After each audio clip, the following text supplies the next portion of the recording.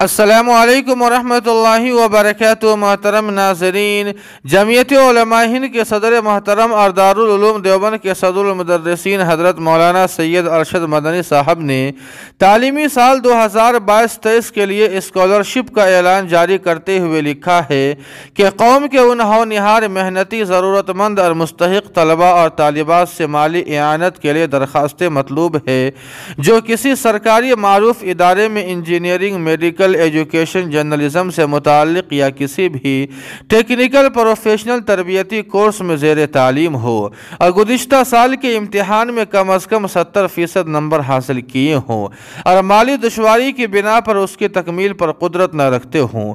اعانت کے امیدوار مجوزہ درخواست فارم پر کر کے صرف بذریعہ ڈاک 9 جنوری 2023 تک دفتر جمعیت علماء ہند میں جمع کرا دے۔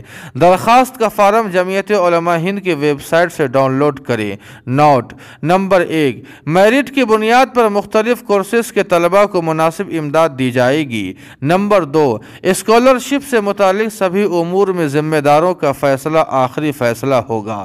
جی ہاں ناظرین کرام، اس خبر کے متعلق آپ کی کیا رائے ہے کمنٹ کر کے ہمیں ضرور بتلائیں۔